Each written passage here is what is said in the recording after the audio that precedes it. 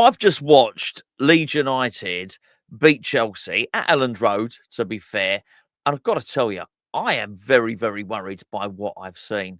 They deserve to beat them. I don't know if anybody watched the game. Ordinarily, I wouldn't, it's not the sort of game I'd normally watch.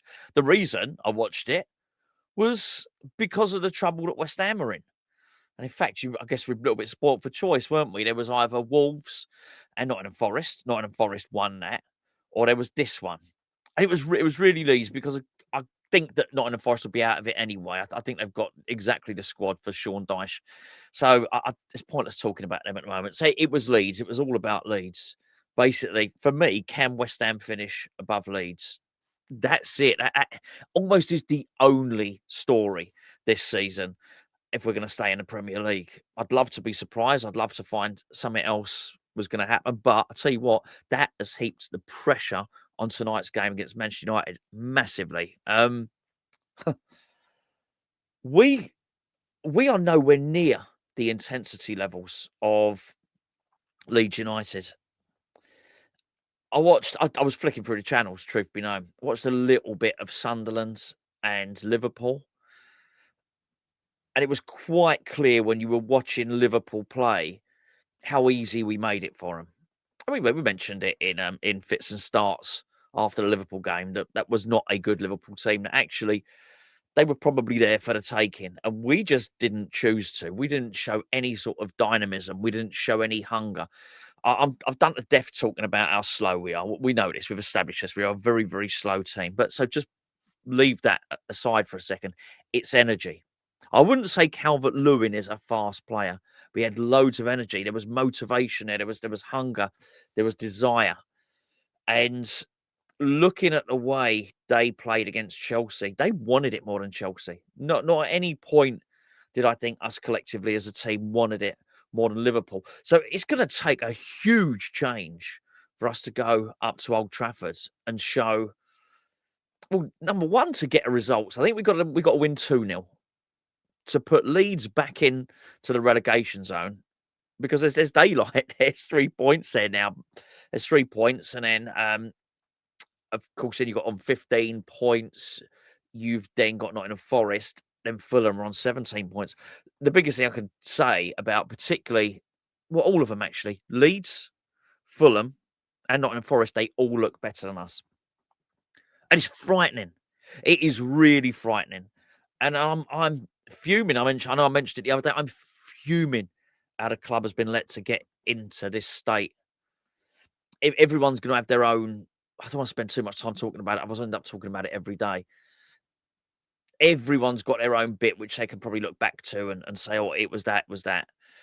For me, I was talking to somebody today, Manchester United fan. He was asking about Moyes, and I said, "Look, the trouble is with Moyes lost Alan Irvine, Paul Nevin, Stuart Pearce, and Mark Warburton pretty much all at the same time. Pearce left a few months before the others. But I said you could pretty much draw a line through Moyes' results once Irvine left, Alan Irvine. And that's when we were, conceding 5 against Palace, 5 against Fulham, funny enough, 6 against Arsenal. You could see it. So the Moyes that Everton have got is not the Moyes that we had. So it wasn't so much Moyes was on the decline at West Ham, I felt anyway. So the next appointment after him was so important. I think if I had to chart West Ham's decline back to anything, I think it was probably the appointment of Lopetegui, and then the decision not to really go all out and just go for the director of football model, basically. I think everything that's happened after then has been pretty horrendous. So it's hard to look at this team and look at this squad and then look at all the others. And it doesn't matter who I watch, whether it's Brighton, whether it's Leeds, whether it's Fulham. Almost everybody, apart from Wolves and Burnley, are so much better than us. And I don't even look above in the table and think, well, we got a chance of getting anything over these. So I don't know what I'm relying on. I think I'm relying on a little bit of luck and then some blind faith in January.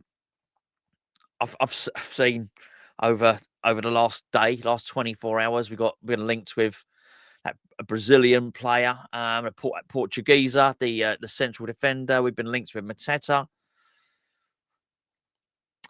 I don't know if the links they were just a bit more desperate. We've been linked with players.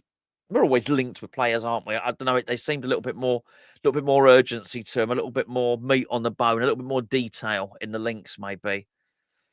I hope we are going to do that. I hope we are going to go out and spend 20, 30 million pound a centre back, 20, 30 million pound on a striker. Bring in some other players as well. I mean, we need it. We desperately need it. I hope there's more than anything that this board understands the dire predicament that we are in, that West Ham are in, and that they're going to be. And it's not just their investment. They think things are bad now with fan unrest. You ain't seen nothing yet.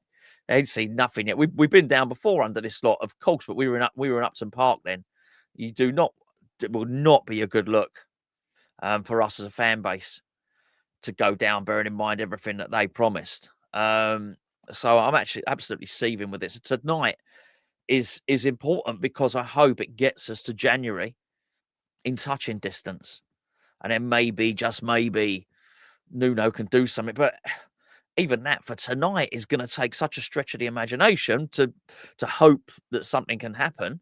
Not because Man United are any good. There's lots of teams that are sort of okay, and Man United are one of them.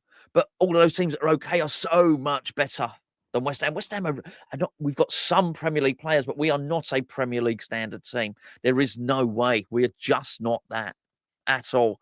Watching Leeds and watching the way that Ethan Ampadu, who of course was a Chelsea cast-off, watching him sort of with his pace and direct running, he's carrying the ball, watching him carve his way through their midfield was just sort of watching it and watching how they play and their pace in wide positions as well, and pace on the break and determination, energy.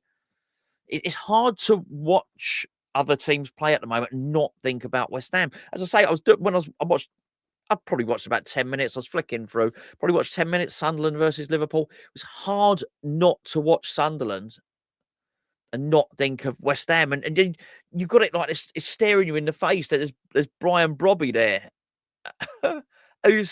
we had a chance to sign him. I'm not saying he's the best player in the world, but I tell you what, he'd be in our team now. And there's a lot of players like that. And we decided not to. We decided against it. It's a worry. It's a major concern. It was nice. It was nice to have a couple of back-to-back wins. It wasn't good to get the draw. We should have won that. We were 2-0 up. And it's made me even more cross with everyone. Not with you lot. Made me even more cross with Paquetá. I think, why have you look at this position you've put us in here. So selfish. I've heard it all. I've heard all the apologies. I've heard this, that, and the other. I've heard the excuses being made. Okay, fine. I'll have to stop talking about it at some point, and I will. But I'm far from happy with it. Far from happy. He's gonna have to. I mean, he's gonna have to be brilliant for the rest of the season. He wants to make it up to us. Be brilliant. Be the best player. Be the best player at West Ham for the rest of the season. Keep us in the Premier League, and then we forget all about it. But everyone's got to do their job. Nuno's got to do his job. Paquetá, obviously can't play tonight, but Paquetá, when he comes back, is going to have to do his job. Everybody's going to.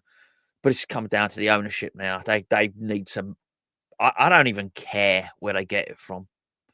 They need to make, 60, 70 million pounds available in this window to the manager. Otherwise, we are screwed. We're going to have to change the team. We're going to turn ourselves into a vibrant, vast team. We're going to need 3 players to do that. Anyway, there you go. Big game tonight. Big game. I'm not going to have a.